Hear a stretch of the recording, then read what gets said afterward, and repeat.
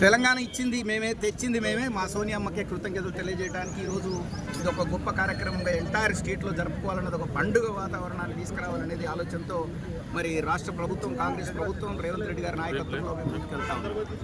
మరీ ముఖ్యంగా ఇక్కడ చెప్పాల్సింది ఏమంటే ఈ ప్రాంతాన్ని హైదరాబాద్లో కలిపేస్తే బాగుంటుంది అనే ఆలోచన లోపల చర్చ జరుగుతూ ఉంది.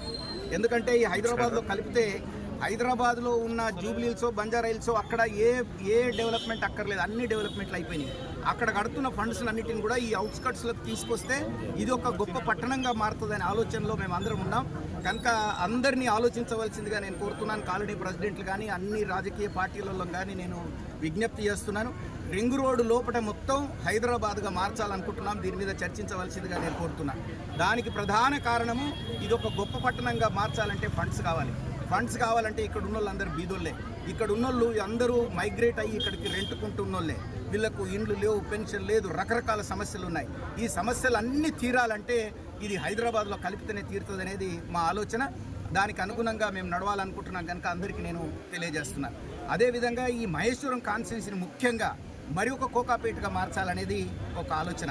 ఈ తుక్కుగూడ నుంచి రింగ్ రోడ్ నుంచి లోపల హైదరాబాద్లో కలిపి దీన్ని అభివృద్ధి చెందిన హైదరాబాద్గా మార్చాలని, ఆ రోడ్ అవతల ప్రాంతాన్ని అంతా కొత్త హైదరాబాద్గా మార్చాలనేది ప్రభుత్వ ఆలోచన.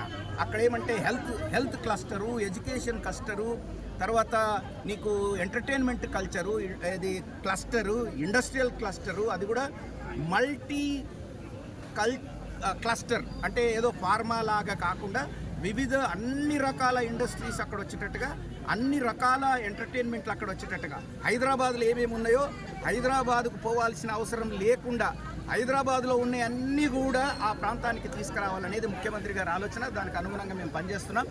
ఏది ఏమైనా ఈ 5 సంవత్సరాలు ఈ కాన్స్టిట్యున్సీని ఒక బ్రహ్మాండమైన కాన్స్టిట్యున్సీగా మారుస్తాం. అది మా ప్రతిజ్ఞగా ఈరోజు నేను ప్రతిజ్ఞ చేస్తున్నాను. థ్యాంక్ యూ అమ్మా. త్యాగం చేయకపోతే ఈరోజు తెలంగాణ వచ్చేది కాదు. సోనియా గాంధీ త్యాగం ఏంటంటే ఇంతకుముందు మేయర్ ఒక మాట చెప్పారు. తెలుగు రాష్ట్రాల్లో కాంగ్రెస్ పార్టీ ఎంత నష్టపోయిందంటే మన గతంలో మేము చిన్నగా ఉన్నట్టు చూస్తున్నాము. ఎప్పుడు చూసినా కాంగ్రెస్ పార్టీ 40 సీట్లు 42 సీట్లు గెలిచే మన ఉమ్మడి రాష్ట్రంలో ఈరోజు అవన్నీ లెక్క చేయకుండా మన రాజకీయాలను పక్కపెట్టి మన సోనియా గాంధీ గారు తెలంగాణ ఇచ్చారంటే ఆ త్యాగం ఎంత గొప్ప ఎంతో అందరూ గుర్తించాలి. ఒకటి ఏంటంటే ప్రతి ఒక్క పార్టీ కూడా ఈరోజు తెలంగాణ ఇచ్చిన సోనియా గాంధీని మీరు మర్చిపోతే మాత్రము కాంగ్రెస్ పార్టీ సహించేది ఉండదు. మరి ఈ కార్యక్రమం చేసినట్టు మరి మేయర్ గారి ఆధ్వర్యంలో కార్పొరేటర్లు, కాంగ్రెస్ సీనియర్ నాయకులు అందరూ కూడా ధన్యవాదాలు తెలుపుతూ ముగిస్తున్నాం.